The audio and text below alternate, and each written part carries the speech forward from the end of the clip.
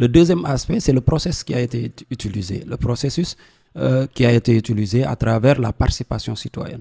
Ce que j'ai décliné tout à l'heure, c'est que nous, ce qu'on a fait, les seules choses qu'on a eu à faire, c'est de faire la commande et de définir les nombres de kits par quartier.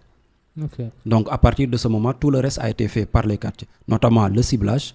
C'est le quartier qui fait son ciblage. Donc, si cela, pour dire qu'on ne peut pas dire qu'il y a de la politique derrière, puisque c'est le quartier lui-même qui a fait son ciblage. La distribution, chaque quartier, vous faites, supposons vous habitez tel quartier, vous avez 50 kits ou 60 kits, selon la répartition qui a été faite. Ces 60 kits-là, on donne au comité de ciblage pour distribuer. Donc nous, on ne cible pas, on ne distribue pas. C'est la distribution centrale que nous faisons et chaque quartier va faire la distribution auprès des ménages. À partir de ce moment, ce sont ces deux éléments-là qu'on ait pu trouver un mécanisme pour soutenir la population et qu'on ait pu également mettre en place un processus participatif qui permet aux populations de cibler, de distribuer et de pouvoir faire la remontée des difficultés rencontrées pour qu'on puisse essayer de corriger. C'est pourquoi je vous ai dit tout à l'heure que chaque année, il y a une évolution du processus tendant à le parfaire et à être beaucoup plus transparent, beaucoup plus équitable. Pourquoi pas aller jusqu'à 3000 kits? Pourquoi pas ménager? C'est possible. On va en tout cas réfléchir par rapport à ça, en fonction des moyens qui sont disponibles. Parce que ce qu'il faut savoir, c'est que nous sommes dans une commune qui a rencontré beaucoup de difficultés auparavant. Il paraît que vous avez 1 milliard de budget, quelque chose comme ça. C'est possible, non? Alors, même si, tout dépend. Même si on atteint ce montant-là, même si on l'atteint, il faut savoir que c'est plusieurs axes d'intervention. Aujourd'hui, rien que pour la solidarité, depuis tout à l'heure, on parle de l'accompagnement des populations lors des grandes fêtes. Mais au-delà de ça, il y a l'accompagnement des populations lors de certaines cérémonies familiales comme les deuils. Il y a également l'accompagnement des populations en termes d'aide financière. Et ça aussi, c'est important. Ces deux éléments on n'a pas encore discuté de ça. Mais ces deux éléments-là, tout cela, c'est l'aspect solidarité. Mais vous avez parlé tout à l'heure de la mission 137. Et au-delà du programme solidarité, il y a 6 autres programmes qui nécessitent une intervention.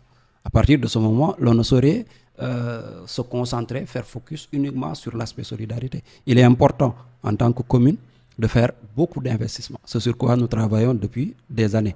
Donc, on ne peut pas exiger de faire beaucoup d'interventions et vouloir canaliser toute sa force sur les aspects solidaires. Mais comment vous faites? Est-ce que vous allez prévoir des améliorations? Tabaski Benguigno. Amon na ñoo xamantene ñu ngi doon critiquer man awma kit. Comment vous allez améliorer concrètement? L'amélioration, oui. Ça va être pour le moment on ne peut pas définir si elle va concerner le nombre ou pas. Parce que pour le moment, ce qui a été retenu, c'est que c'est les mêmes nombres qu'on va maintenir jusqu'à preuve du contraire. Ça peut évoluer en fonction peut-être des circonstances.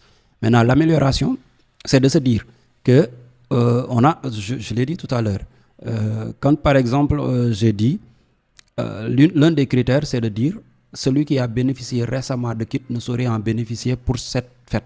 Donc sur cette même logique, celui qui a bénéficié de kit lors des fêtes de Korité peut ne pas bénéficier de kit lors des fêtes de Tabaski, ce qui nous permettra de pouvoir toucher d'autres personnes.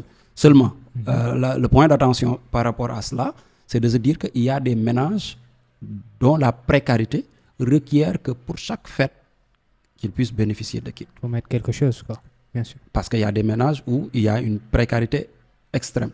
Et il faut prendre en considération ces ménages-là. Maintenant, au-delà de ces ménages-là, pour le reste, il faudra peut-être faire un jeu d'équilibriste pour pouvoir permettre aux uns de pouvoir bénéficier de kits et aux autres de pouvoir en bénéficier pour d'autres fêtes. Et il est important de dire on a parlé des fêtes de Korité, on l'a fait également pour les fêtes de Pâques. Donc pour les fêtes de Pâques, c'est 500 kits qui ont été distribués. Plus de 500 kits qui ont été distribués. Et on est passé, disons, de 400 à 500 par rapport aux années passées. Ce qui nous permet peut-être de dire qu'il y a une certaine évolution.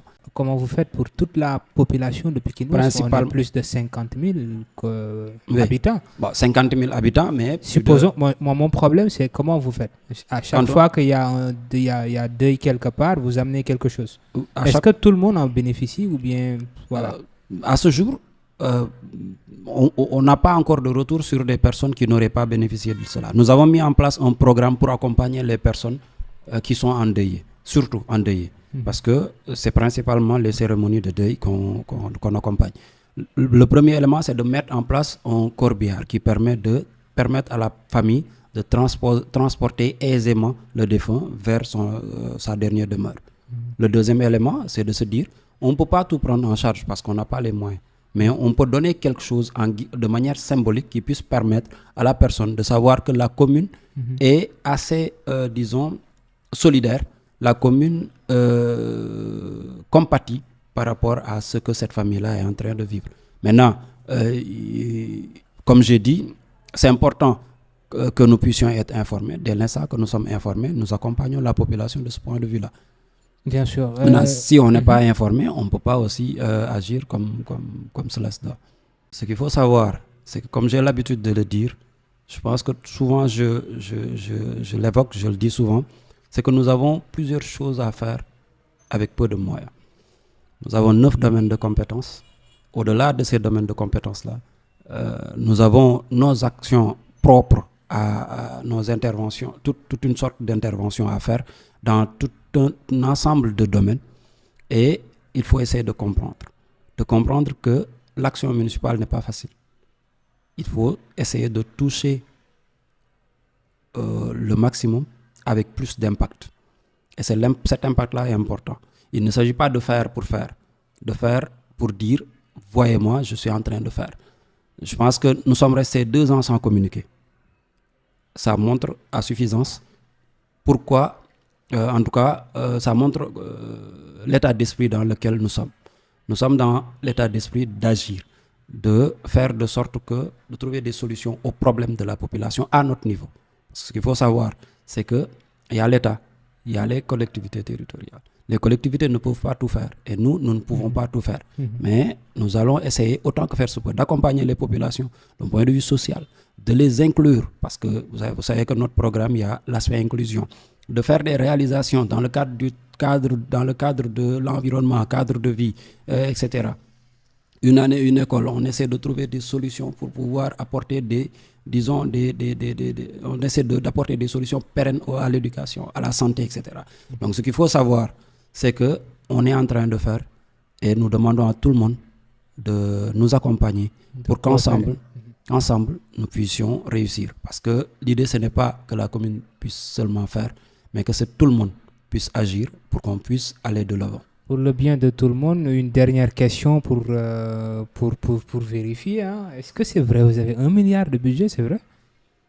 Alors, on attend la situation du Trésor pour la gestion 2024. On attend de voir. Les gens parlent de Trésor aussi. Les gens disent pour am khalis Pikine Ouest foog nga dem ba Trésor. C'est quoi ça? C'est un aspect important de la transparence. Ñu bari dañ naan mënoo dem Pikine Ouest am fa khalis, c'est tout ça. Il faut nga dem ba Trésor. C'est quoi ça? C'est un aspect important de la transparence. J'ai dit tout à l'heure qu'on a beaucoup parlé des questions de fait. Il y a un autre élément de la question du programme de solidarité, c'est l'accompagnement financier des populations, l'appui financier, les aides financières. Et pour ces aides financières-là, quand vous faites la demande, cela va être étudié. Si vous devez être quelqu'un qui va bénéficier de ces aides-là, trop souvent, c'est des personnes qui sont malades, qui n'ont pas les moyens d'acheter des ordonnances, d'aller à l'hôpital, etc. Donc, nous avons mis en place un système d'accompagnement et on suit les process exactement définis par la loi pour que vous puissiez aller au niveau du Trésor et retirer ce qui vous a été octroyé par la commission sociale. Parce qu'il y a une commission sociale qui alloue ces aides-là et à partir de ce moment, et d'ailleurs, on est en train de travailler à peaufiner le système pour que cela puisse être beaucoup plus pertinent et performant. Sur la question de la transparence, on ne peut pas faire mieux. Mais sur la question de la pertinence et de la cohérence, on est en train de travailler. L'autre chose, c'est que pour les personnes souvent qui sont malades, je viens de dire que nous les accompagnons à travers les appuis financiers, les aides financières. Nous avons également, le maire a également signé une convention avec la mutuelle départementale de Pikine qui permet à la commune de pouvoir prendre en charge un certain nombre de bénéficiaires sur 3 ans. Je pense que c'est 750 personnes sur 3 ans. Qui va permettre, l'idée c'est d'alléger un peu les aides financières pour les personnes vivant avec une certaine maladie pour pouvoir les orienter vers la mutuelle. Et dans la mutuelle, c'est dans le cadre de la couverture sanitaire universelle qui est mise en place par l'État du Sénégal. Bien sûr. En tout cas, le maire Cheikh Diop nous a instruit de travailler pour accompagner la population de ce point de vue-là. Et nous sommes en phase avec lui et nous faisons tout pour pouvoir réussir à accompagner et soulager la population. Nos salutations à l'endroit du maire de la commune de Pikine Ouest, M. Cheikh Diop. Et M. Cheikh Sadibou, merci pour avoir répondu à notre invitation et nous vous remercions encore et à la prochaine, Inch'Allah. Merci beaucoup.